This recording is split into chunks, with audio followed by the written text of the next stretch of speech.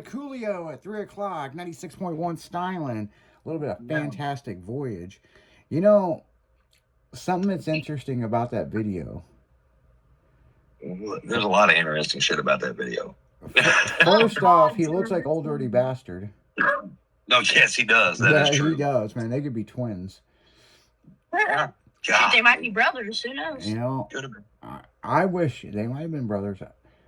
Brothers, cousins from another mother. The thing is, I wish I had a pimp ass daddy genie that could turn my fucking lowrider bicycle into a 65 Impala and juice.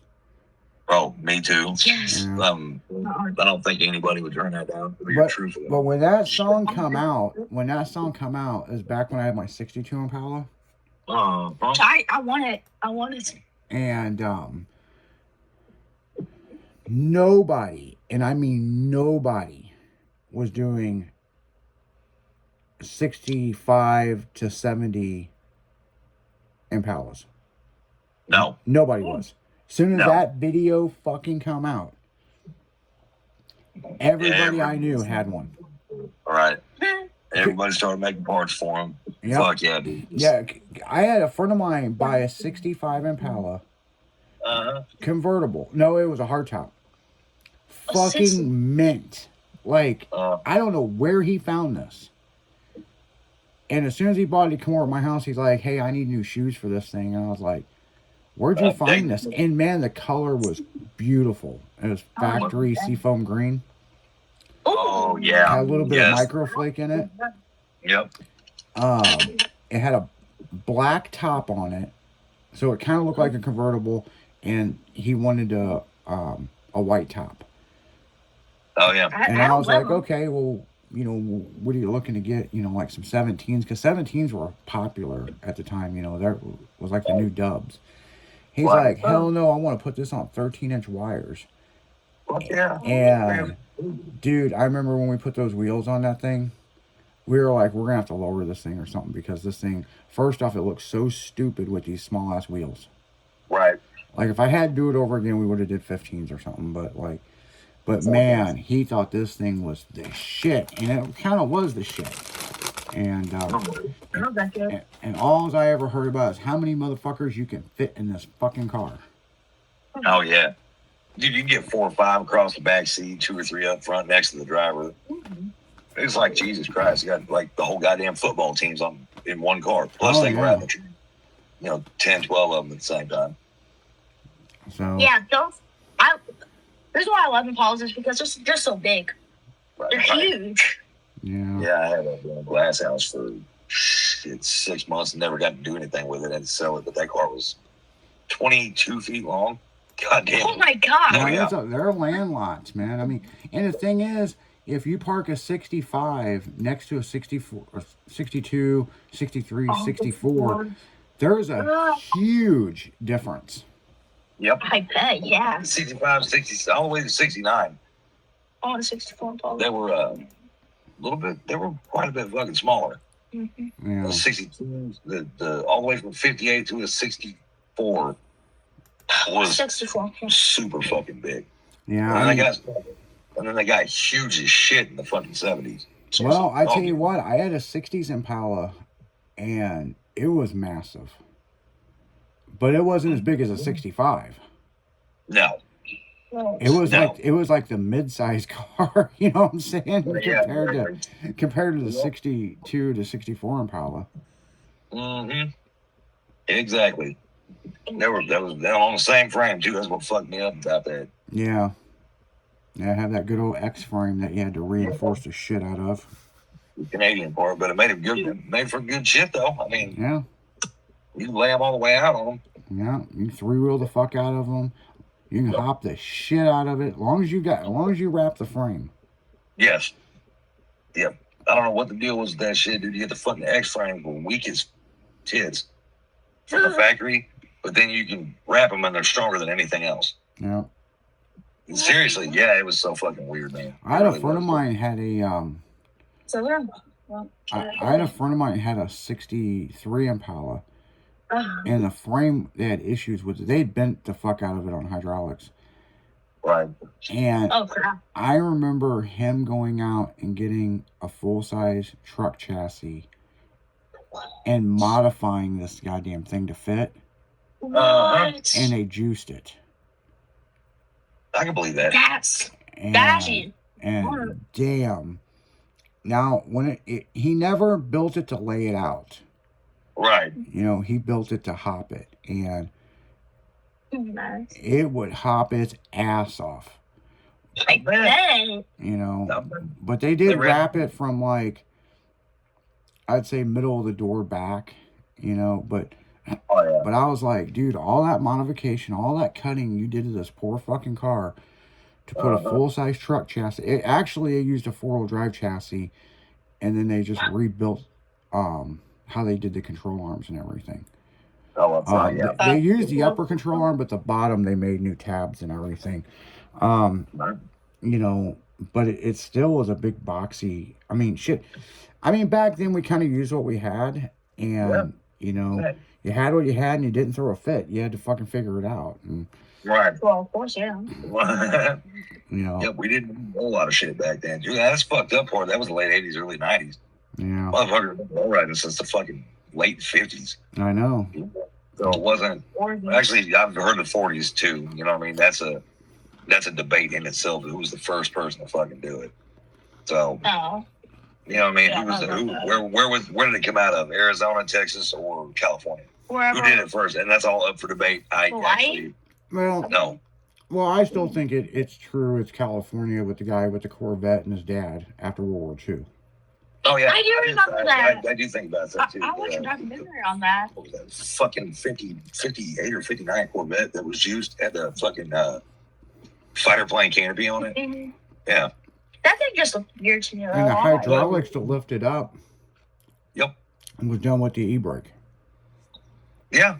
And it was a pump out of a B-17 bomber. B-29. 29. Sorry. His Shoot. dad got it out of the Air Force.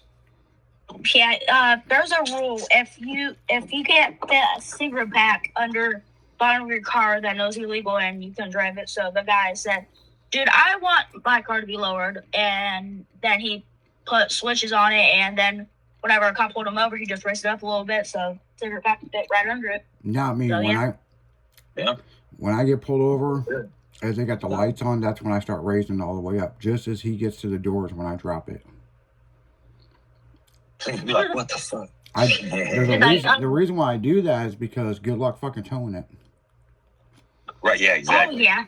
I'll drop it and unhook the switch box. Have fun with that. Not because most towing companies, because of insurance, will not tow it.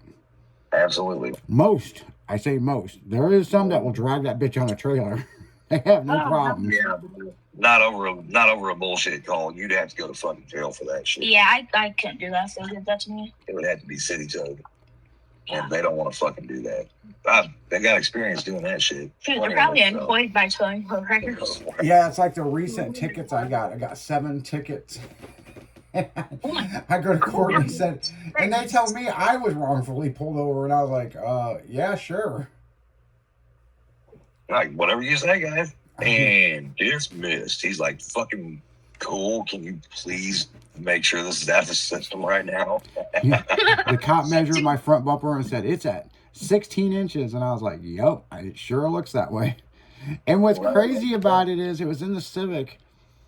And what's crazy about that is it's lower now than I need to measure to see what it is now. Because it's probably like 14 inches. Oh, that's fine. That is fine. But I don't know, dude. See, they don't fuck with us about that out here. They get onto us about blocking off traffic and shit to do, like First Fridays and stuff. Like we're out there three-wheeling across, in circles in the middle of the street and shit like that. They get pissed about that. But other than that, they don't really fuck with us at all. They really don't. Screw them if they don't like it. That's our culture. Drag blocks coming down fucking Truman Road and all that shit. You know what I mean? They just don't mess with us in Kansas City about that. Yeah. I don't know why. We don't do smog either. So. I'm glad we don't live in California. That would suck. They don't even. They can't even breathe. There's 100 reasons why living in California would suck. Well, I can tell you several reasons. I live there. Yeah. I'm sorry for those listening that are from California because this whole lifestyle was originated from there. But California. It's not the people, it's the fucking government. So there you go. You can't even cruise there. No, you can't. Well, You can't even have under 4 years old. well, they've got so much stuff screwed up out in California. It's unreal, and it's just, you know, it just is what it is.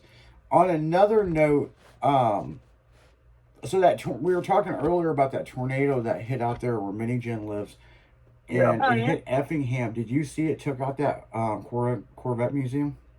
Dude, that fucking place can't catch a break, dude.